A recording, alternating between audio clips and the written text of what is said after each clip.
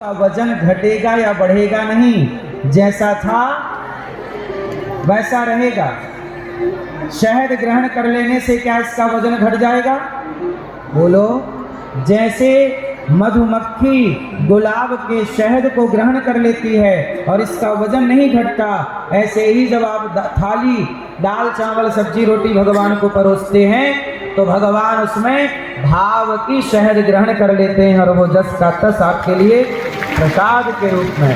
जैसे ही गुलाब भी मधुमक्खी ने इससे शहद निकाल लिया, हाँ या ना,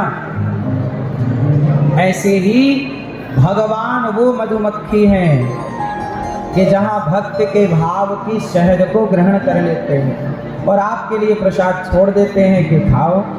तो लोग कहते हैं कि भगवान नहीं खाते, जी खाते हैं, उनका खाना पीना हमें नहीं दिखता। जैसे मधुमक्खी बैठी तो दिखती है पर शहद निकाल रही है ये हमें नजर नहीं आता। बोलो हाँ। जैसे गुलाब में शहद है, ऐसे ही संसार के कण कण में परमात्मा समाये हुए हैं शहद की तरह। जैसे गुलाब से शहद केवल मधुमक्खी ग्रहण करती है, ऐसे भगवान को केवल भक्त ही ग्रहण कर सकता है, अर्थात भक्त ही पा सकता है, देख सकता है। सबके बस का आज तक कोई ऐसी मशीन नहीं बनी कि फूल से शहद निकाल देती हो। शहद निकालना है तो केवल मधुमक्खी निकाले, हाँ या ना। ऐसे ही भगवान को देखेगा तो केवल भक्त ही देख पाएगा। वह नजर चाहिए जो मीरा की थी, रैदास की थी, रस्थान की थी और ध्रुव और प्रहलाद जी की थी। वह नजर हो तो भगवान आज भी हमें दिखते हैं, और वह नजर ना हो तो फिर सवाल खड़ा रहता है कि भगवान हैं तो दिखते क्यों नहीं।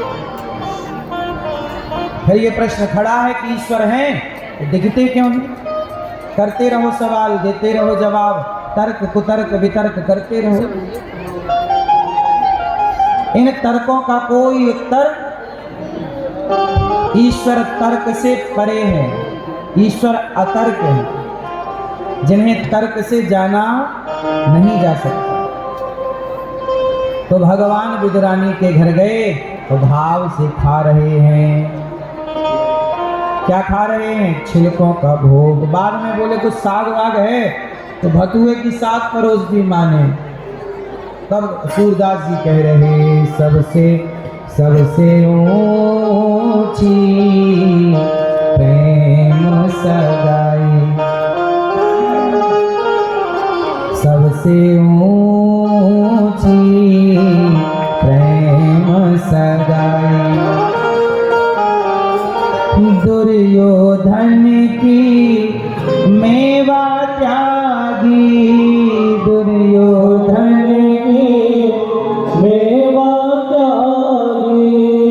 साग विदुर घर खाई हो, साग विदुर घर खाई। सबसे ऊंची सगाई, सबसे ऊंची प्रेम। सबसे ऊंचा क्या है? प्रेम यदि है तो छिलके भी स्वीकार है, और प्रेम नहीं है तो 56 भोग भी स्वीकार। दुर्योधन के 56 भोग हमारे भगवान ने स्वीकार नहीं किए। इसलिए सवाल ये नहीं है कि भगवान को भोग किसका लगाऊं, सवाल ये है कि किस भाव से लगाऊं।